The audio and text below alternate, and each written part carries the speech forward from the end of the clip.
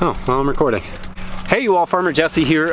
Just gonna do a really quick video talking about when we broadfork, why we do it, and just what it looks like when we do it. Because I think that helps to just see somebody doing it.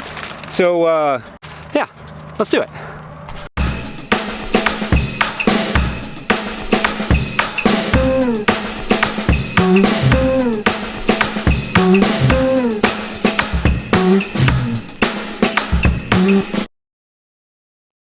Alright, so first subscribe to the channel if you're not subscribed, that way you get updates when we post videos. Also the podcast, if you're not subscribed to the podcast, do that too, that's cool. And then also throughout the video, if you like something, like the video, that helps to get it to more people. First, that is the Meadow Creature Broadfork right there. And we've used the Meadow Creature and the Way Cool Tools Broadfork. I honestly don't have a big preference between the two. The Way Cool Tools Broadfork just happened to be further away than this one, so I will often just grab the closest one.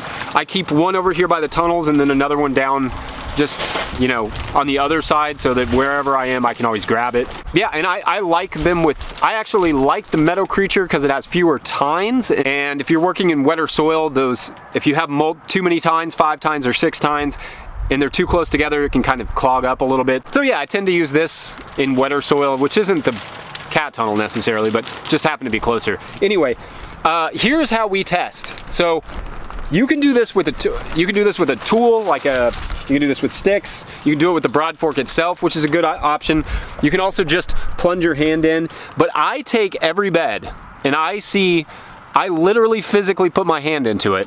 And I also do that, and I will do that in 4 places down the bed. So this is how I know whether or not I'm in a Broadfork, is I will literally dip my hand into it, and if it doesn't go, like this one's not quite going as far as I'd like it to, like it does there, but it doesn't there.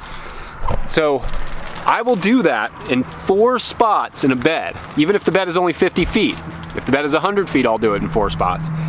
I'll make sure that my hand can dip pretty well into the soil without any struggle. If it doesn't, if I'm hitting a hard pan, that means I'm running into a potential anaerobic barrier.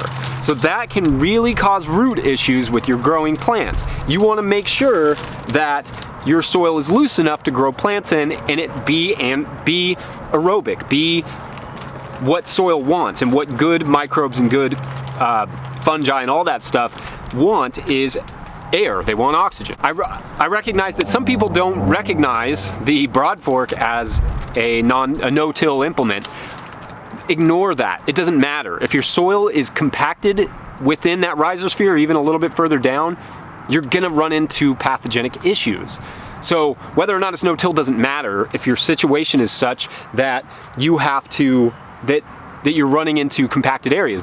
Yes, plants will eventually break that up, but it will take a long time, and you could lose a lot of crops in that period of time. So my recommendation is to go through and test like we do, either with a Broadfork, or like I said, you can use a stick if you want. I like to plunge my hand in there just because you have to feel the soil to know. I mean, you'll know the temperature, you'll know the texture, you'll know the moisture level. Your skin can tell you a lot of these things. Think about that. And also the genius of the Broadfork is one of those tools that will get you away from needing to use it. So as long as you're using the Broadfork correctly, you can get away from ever having to use it. So I just want to kind of demo how I do it. I'm gonna Broadfork this bed and just show you kind of slowly how I've developed our little Broadforking method and how little disturbance I'm actually doing. Yeah, let's do that. Just nice, gentle, trying to keep as much intact as possible with still getting air underneath that soil. See how that works? I'm not flipping over the soil, I'm just popping it.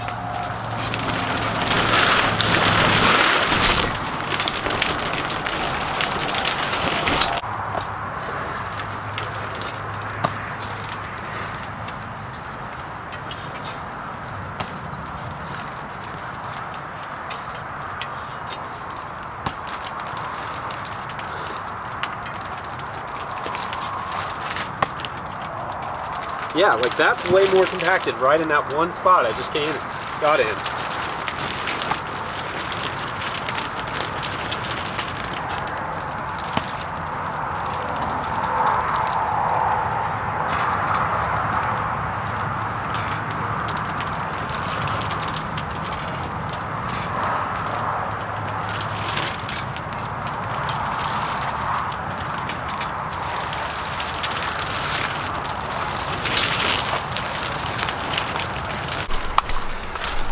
yeah, that's it. Super simple, just a light pop.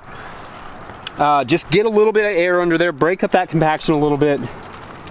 And in theory, you know, you do this right, and you do it well enough, for long enough, and you wouldn't have to use the Broadfork at all. So, you know, that should always be the goal. Don't worry about whether or not it is tillage or non-tillage.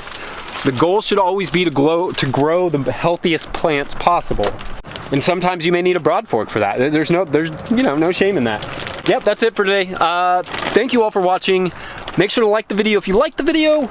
Subscribe to the channel, all those good things. I got a lot of spring to catch up on. All right, let's rock. See you next week. Bye.